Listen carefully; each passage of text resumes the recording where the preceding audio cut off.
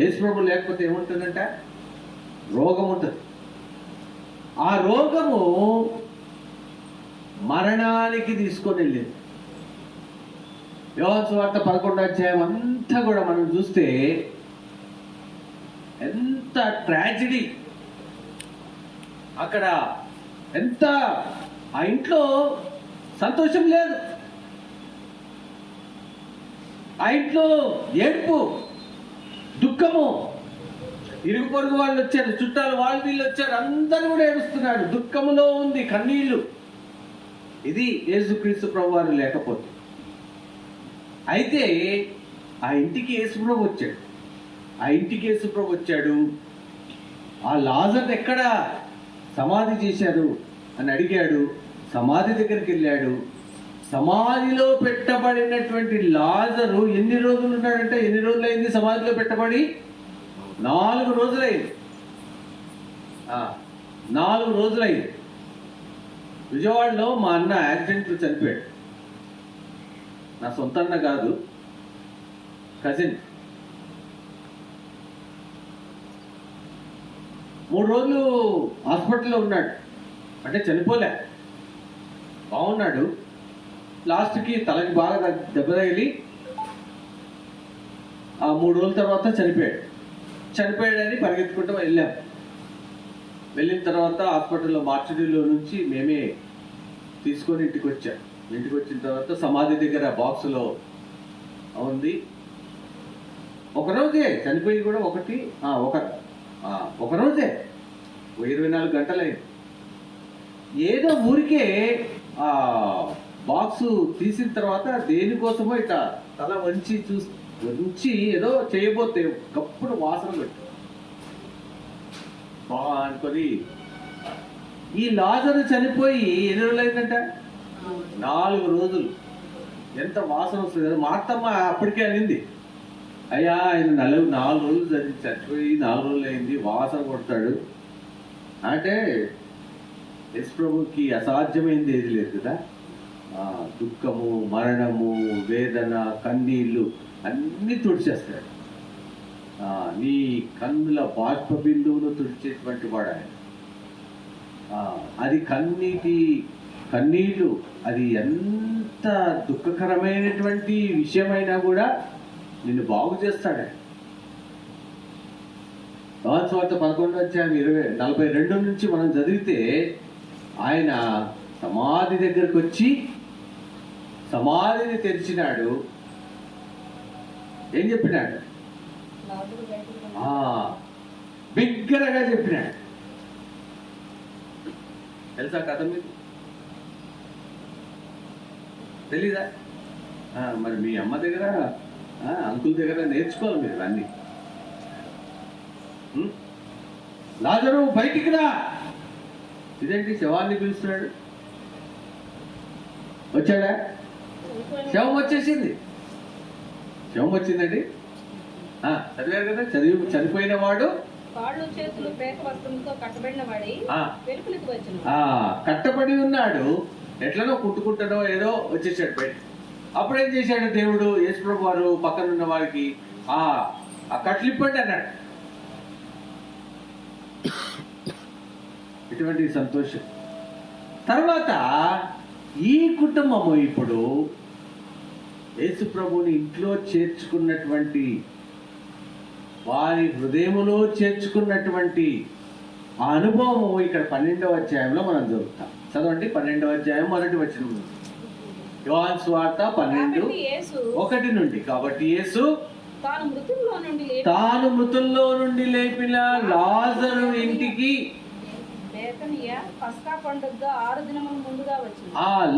లాజరు ఏంటంటే, లాజరు ఉన్న బేతనియకు. చూడండి, ముందు అక్కలు ఆయనను పిలిచారు, అక్కలు ఆయన యొక్క బోధ విన్నారు. ఈ లాజరు లేడు అప్పుడు. ఇక్కడ ఏం రాస్తున్నాడు పరిశుద్ధాత్మ దేవుడు? కాబట్టి చదవండి. కాబట్టి యేసు తాను మృతుల్లో నుండి లేపిన లాజరు ఉన్న బేతనియకు వచ్చినప్పుడు చదవండి. పండుగకు 6 దినముల ముందుగా వచ్చెను. అక్కడ వారు ఆయనకు విందు చేశారు. చూసారండి, యేసుక్రీస్తు ప్రభువారు ఉంటే మరణం ఉండదు, దుఃఖం ఉండదు, చావు ఉండదు, బాధ ఉండదు. విందు ఎప్పుడు చేసుకుంటామండి? మరణం ఉన్నప్పుడు చేసుకుంటామా? దుఃఖం ఉన్నప్పుడు చేసుకుంటామా? బాధ ఉన్నప్పుడు చేసుకుంటామా? సంతోషం ఉన్నప్పుడు. చనిపోయిన వాడు లేచాడు, చనిపోయిన మా తమ్ముడు లేచాడు, చనిపోయిన అనుభవము, చనిపోయిన ఆ వాతావరణం మా ఇంట్లో లేదు. ఇప్పుడు ఏమైపోయిందంటే జీవము ఆ ఇంటిలోకి వచ్చింది. ఏంటి ఆ జీవము? నేనే మార్గము, సత్యము, జీవము. యేసుక్రీస్తు ప్రభువారే జీవం. ఆ జీవము యోహాను సువార్త 14:6 ఉందా మాట. నేనే మార్గము, సత్యము, జీవం. జీవము గల దేవుడు ఆయన నీ ఇంటిలో ఉంటే జీవమే. ఆ జీవమును నీవు కోరుకోవాలా. ఇక్కడ ఈ కుటుంబము ఆ యేసుక్రీస్తు ప్రభువారిని కోరుకున్నారు, ఆ యేసుక్రీస్తు ప్రభువారిని వారి హృదయంలో చేర్చుకున్నారు, ఆ యేసుక్రీస్తు ప్రభువారిని వారి ఇంటిలోకి చేర్చుకున్నారు. అక్కడ వాళ్ళు విందు చేశారు, ఆయనకు విందు చేసిరి. విందు సంతోషమునకు, ఆనందకరమైన అత్యానందము కలిగినటువంటి వాతావరణానికి గుర్తు విందు. విందులో అక్కడ ఒక్కొక్కరు ఒక్కొక్క పోర్షన్ వాళ్ళు కలిగి ఉన్నారు. చదవండి. విందు చేసిరి. చదవండి 12వ అధ్యాయము యోహాను సువార్త. విందు చేసిరి, అక్కడ వారు ఆయనకు విందు చేసిరి. మార్త ఉపచారము చేసెను. లాజరు ఆయనతో కూడా భోజనమునకు కూర్చున్న వారిలో ఒకడు. అంతకుముందు ఎక్కడికి వెళ్ళాడు? భోజనం కాదు కదా, అన్నం తినకపోయే పర్వాలేదురా బాబు, ఎక్కడో హోటల్లోనో ఎక్కడో తిందామని వెళ్ళిపోయాడు, ఇంట్లోకి వెళ్ళిపోయాడు. యేసు ప్రభువుని అంగీకరించకుండా వెళ్ళిపోయాడు.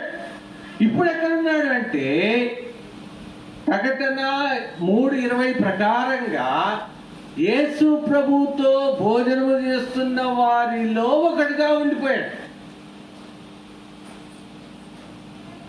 అక్క మీరు భోజనం పెట్టేసుకోండి, నేను మామూలుగా యథావిధిగా ఇంతకు ముందు పోయినట్టు పోతా అని పోలే.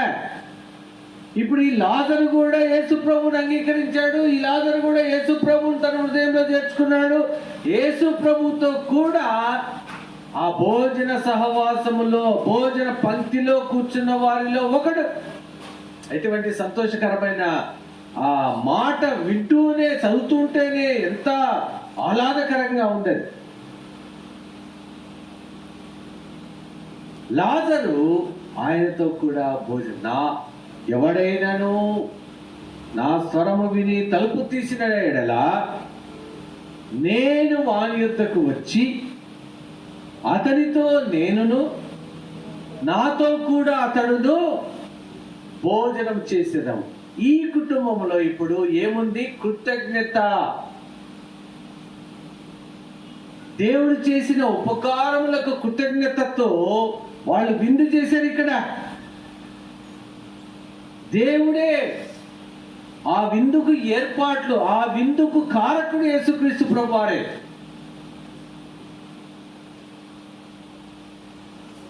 మార్త ఉపచారం చేస్తా ఉండింది ఆ విందులో.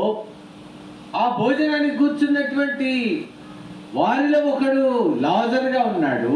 మరి ఇంకొక ఆమె ఏం చేస్తుంది? అప్పుడు మరియా మిక్కిలి విలువగల అచ్చ జటామాంసి అత్తరు సేరున్నర ఎత్తు తీసుకొని యేసు పాదములకు పూసి తన తల వెంట్రుకలతో ఆయన పాదములను తుడిచెను. ఎటువంటి ఇంటిలో మార్పులు చూశారండి. ఒక ఆమె ఉపచారం చేస్తూ ఉంది, ఒక ఆయనతో కూడా భోజనం చేస్తూ ఉన్నారు, కుటుంబ సభ్యులే. ఇంకొక ఆమె ఎంతగా తగ్గించుకొని విలువైనటువంటి ఆ అత్తరు ఎక్కడ రాసుకుంటారండి? బట్టల మీద రాసుకుంటారు స్మెల్ రావడానికి, అటు ఇటు భుజాలకు అట్లా రాసుకుంటారు. ఈమె ఎక్కడ రాసింది? పాదములకు. నా జీవితము, నా తల వెంట్రుకలు దేవుడిచ్చినవైనప్పటికీ కూడా నేను అంత దీనురాలను, నేను నా స్థితి అంత మట్టుకే అని గుర్తించింది ఆమె. ఆమె తల వెంట్రుకలతో ఆయన పాదములను తుడుస్తా ఉంది, అత్తరు పూసి పాదములు తుడుస్తా ఉంది. ఆరాధన. మొదటిది పరిచర్య. మార్త చేస్తా ఉంది, పరిచర్య చేస్తా ఉంది, సమర్పణతో సమర్పించుకొని పరిచర్య చేస్తా ఉంది. లాజరు భోజనమునకు కూర్చున్నాడు.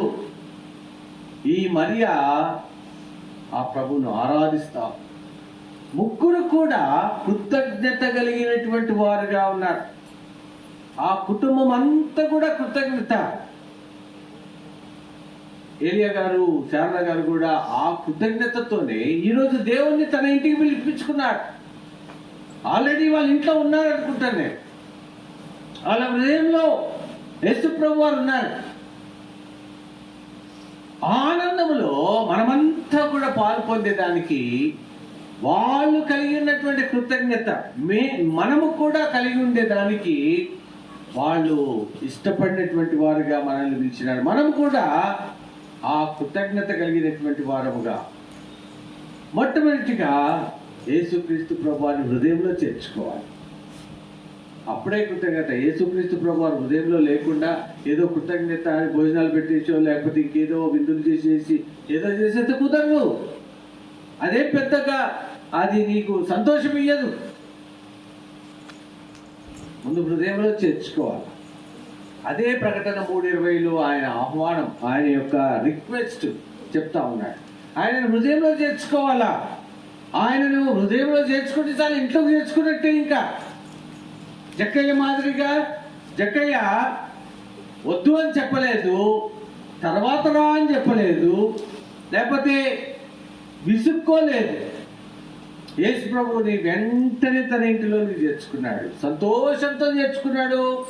ఇల్లు, తన జీవితము, తన ప్రవర్తన అంతా మారిపోయింది. లూకా సువార్తలో ఆ ఇంటిలో యేసు ప్రభు ఉన్నాడు, అత్యానందం ఉంది.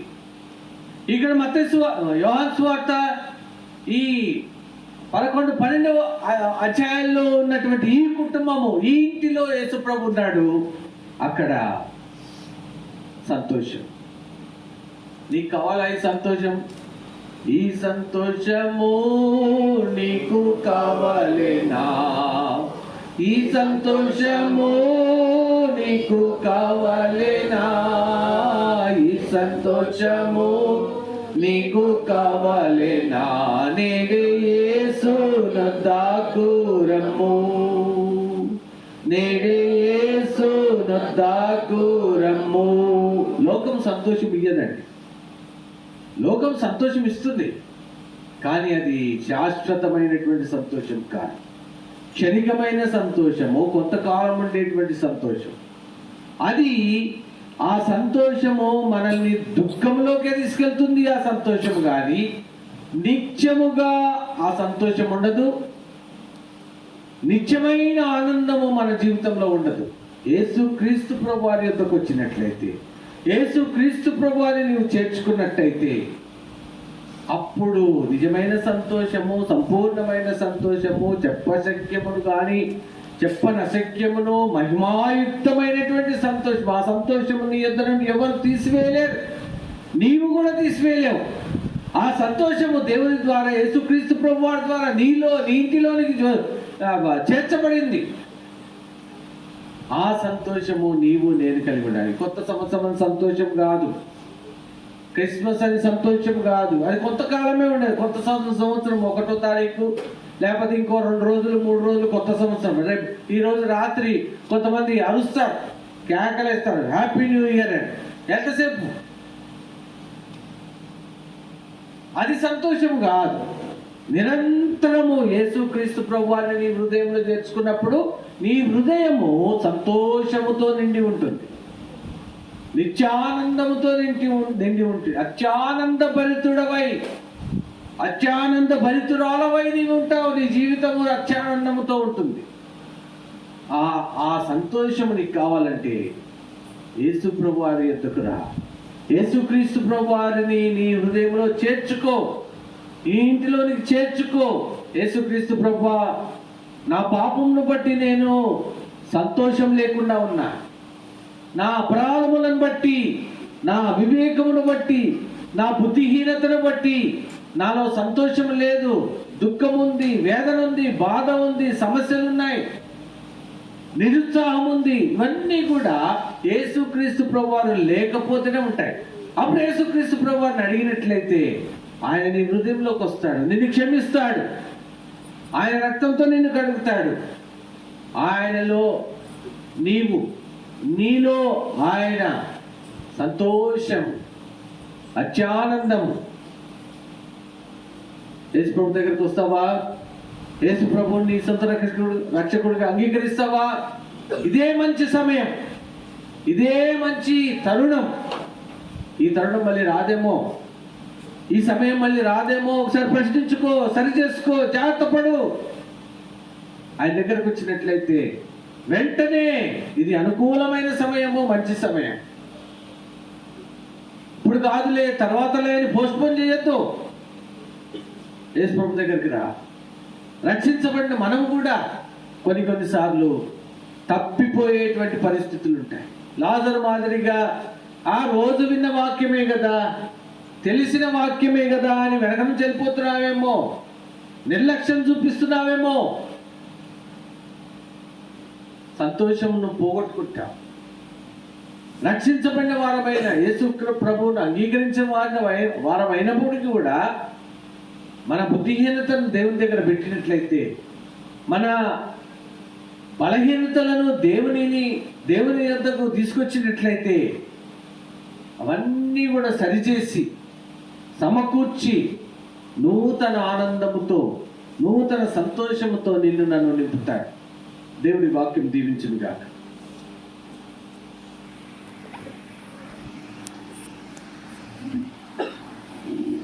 ప్రార్థన చేసుకుందాం.